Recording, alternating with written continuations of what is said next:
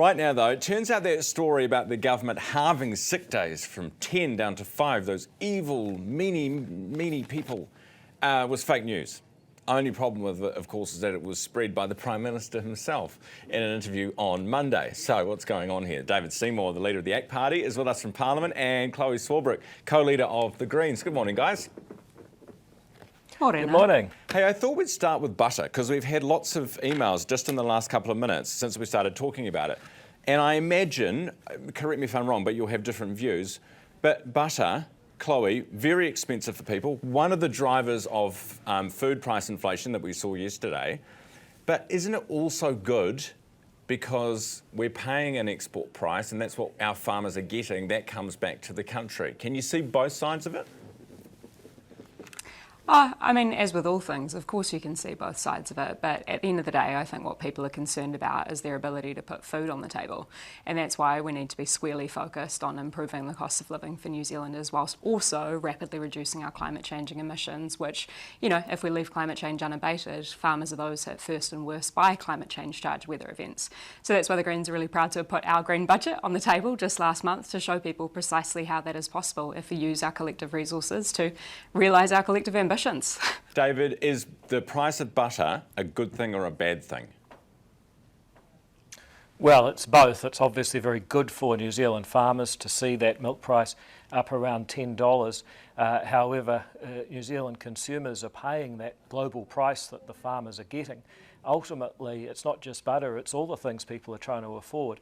How easily we can afford it depends on the strength of the New Zealand dollar, on our economy, and that's why it's so important that we have a government that's really focused on managing its own finances and affairs well, so that there's more for everybody else to use to provide for their own needs, and for everything from butter to clothing to getting around the town with petrol. Sick leave, this was another issue this week that's popped up. Government not going to be cutting from 10 days down to 5 the sick leave. David, why not? Why do we need 10 days sick leave? Well, it's an argument you can make that it should be 5. Other people would argue it should be 15. But the change that the government's making with Brooke van Velden as our Workplace Relations and Safety Minister is to ensure that it's prorated. And what that means at the moment, you could be someone that works part-time, say 1 day a week. So you only work 50 days a year, but you get 10 days off. That's 20% of your time as sick leave. The changes that Brooke will make it fairer, so that you get the same amount of days, about 10 days out of 250 or 4% of your time you can take off as sick, regardless of whether you work full-time or part-time. Most people, Chlöe, would think that's reasonable. Do you reckon? I mean, if we want to be reasonable and evidence-based, then our starting point, I don't think, should be how do we cut this thing down. It should be looking at how we currently sit within kind of the middle of the stock when it comes to international metrics, and we would usually compare ourselves. But more so than that, the kind of starting question should be, how do we keep New Zealanders safe? How do we keep New Zealanders healthy and well? Because if we're talking about the economy in the broadest possible sense, then all that really is all of us, the things that we create, the rules that we put in place in order to try and govern those kinds of relationships. And I think that the starting point should be making sure that New Zealanders are fit, healthy and safe to be able to go to work, which in turn has flow-on effects for our productivity and for the so-called growth that this government says it's fixated upon.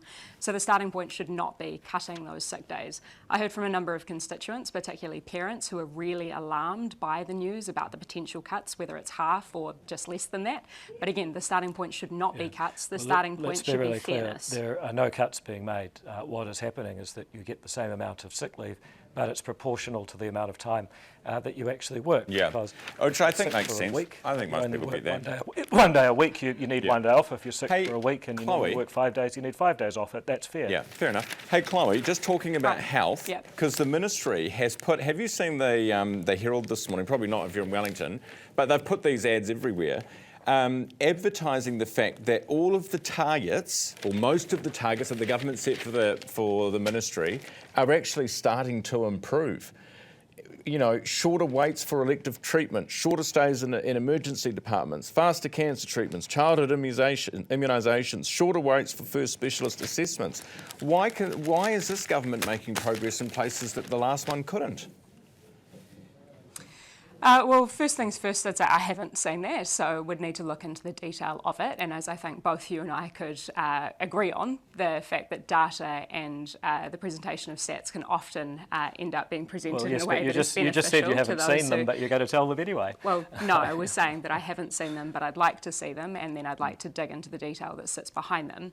But more than that, Ryan, look, you only need to have had an experience with our emergency departments in winter to see that things are falling apart. And here I don't want to lay the responsibility only at the feet of this current government. It is decades of systemic underfunding from successive governments that has resulted in the healthcare crisis that we are currently experiencing at the front line. And we can fix that, but we have to fix that with sensible, common sense investment, which means a fairer tax system and us having more rational conversations about what we take on debt for, like investing in our infrastructure, as opposed to the tax cuts that this government's decided to borrow for. David, I can see the restraint in your eyes. You guys, I have to say, on the whole, have both been really well behaved this morning. I'm kind of surprised at how this has gone.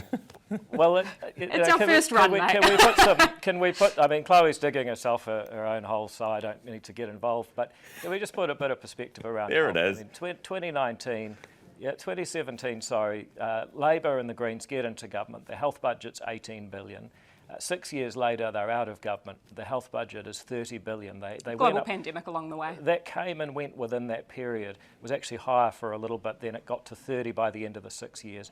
Now, in that period, they put up the spending by 66%, way more than population, way more than inflation, and managed to get worse results through mismanagement. What we're now doing is we are increasing the budget. We've increased it by about another $2 billion since we've been in power. But we're also saying, how do we get value out of that massive increase in spending?